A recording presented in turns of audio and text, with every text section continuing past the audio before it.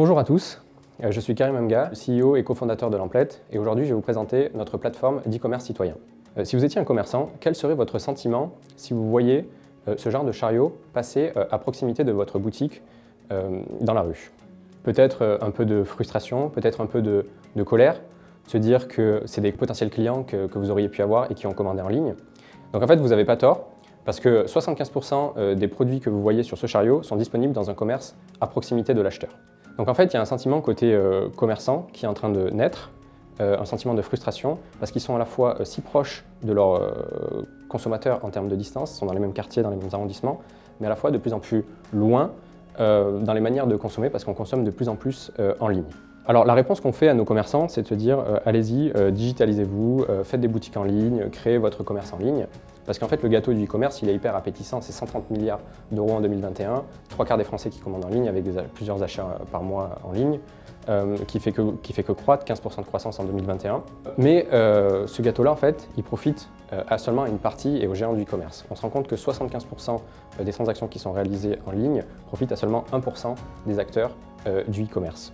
Et c'est en fait, ça vient du fait que la barrière à la digitalisation pour les commerces de proximité est trop élevée, dans le sens où quand nous on allait les voir pour discuter avec eux, en fait, ils nous disent que pour créer ma boutique en ligne, c'est des compétences et du temps que je n'ai pas, donc des compétences pour mettre des fiches produits, pour créer des fiches produits, mettre son stock en ligne, etc. Des choses qu'ils ne savent pas faire aujourd'hui. De l'autre côté, vous avez les consommateurs qui, eux, quand ils voient passer ce chariot dans la rue, ils se disent c'est vrai que le e-commerce c'est pratique, c'est facile de consommer en ligne depuis votre canapé, vous cliquez, vous pouvez acheter n'importe quel produit. Mais il y a quand même une tendance de fond dans notre société qui est de se dire j'ai envie de faire des achats plus responsables, plus éthiques. Et sur ces cartons-là, en fait, au lieu de voir le fameux sourire Amazon, ce qu'ils préféraient voir peut-être, c'est le sourire de leur commerce et leur commerce de proximité. Et donc, en fait, on a deux mondes. D'un côté, vous avez des commerçants qui ont des produits qui sont disponibles à côté de chez vous, et de l'autre côté, vous avez des consommateurs qui ont envie de continuer à consommer de la même façon qu'ils font, donc en ligne, assez facilement, mais qui ont envie aussi de s'engager dans leur démarche avec des achats plus responsables, plus éthiques. On a fait un constat aussi de ça, c'est qu'il y a un constat économique, c'est que sur la période 2009-2018, c'est 82 000 emplois qui ont été détruits par le e-commerce.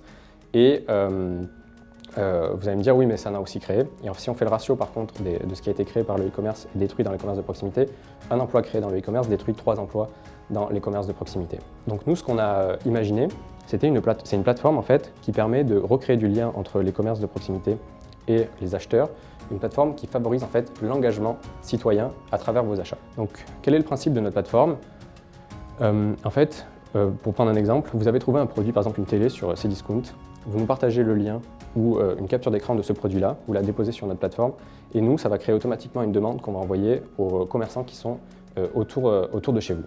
Ces commerçants-là peuvent vous faire une proposition, donc un message, vous conseiller et mettre un prix s'ils ont un produit similaire ou le même produit à vous proposer.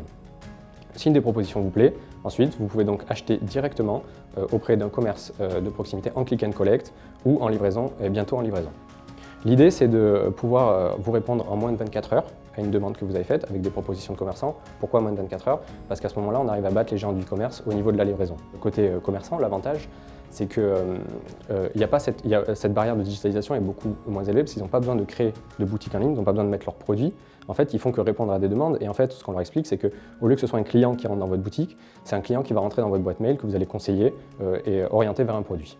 Alors cette idée-là, on l'a créée, on a fait le concept et on a voulu la tester. Donc on a fait un POC à Brive et à Nantes, à peu près ça a duré 2 mois et demi, avec des moyens d'acquisition quasiment gratuits, donc en fait une page Facebook, des posts sur les réseaux sociaux, dans des groupes de commerce local, pour pouvoir si on arrivait à attirer du monde avec notre proposition de valeur. Donc on voulait vérifier 3 choses, est-ce que les gens sont intéressés par notre proposition de valeur, d'où viennent les demandes s'ils en font, et troisièmement, est-ce qu'on arrive à répondre à ces demandes.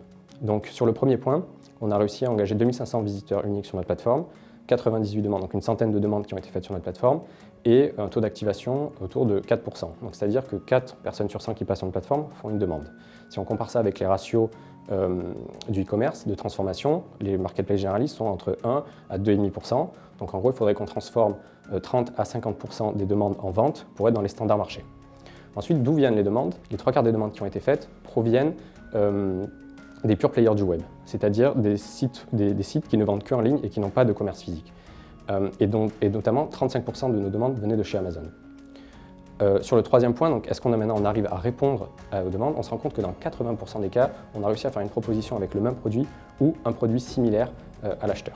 Pendant ce POC-là, du coup, on a aussi réfléchi à notre business model en discutant notamment avec les commerçants. Et donc on est parti sur un modèle qui fonctionne, qui existe déjà dans le monde du commerce, c'est-à-dire une partie commission, donc on prélèvera une commission sur les ventes que réalisent les commerçants et un abonnement qu'on proposera avec des fonctionnalités premium ou alors par exemple du gain en marge arrière pour les commerçants en communalisant par exemple les achats. Où est-ce qu'on en est? Donc en 2021, on a créé le concept, on a fondé l'équipe et on a testé notre concept. Aujourd'hui, on en est à un point où on veut se déployer dans 2 grandes villes en France en 2022, donc Nantes et Bordeaux.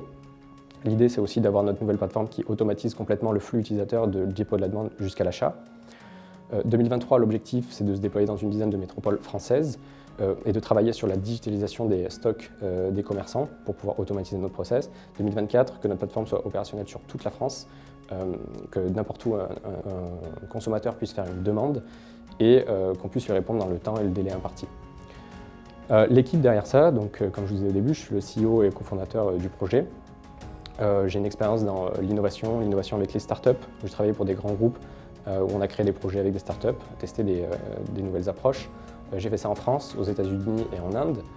On a Arthur, qui est cofondateur et CTO aussi de Lamplet, qui lui a une expérience d'entrepreneur, qui a 8 ans d'expérience dans la fidélisation client et en business intelligence. Et on a notre CMO, Kevin, qui a 10 ans d'expérience dans le marketing et le marketing digital, et en France et au UK. Voilà, merci à vous.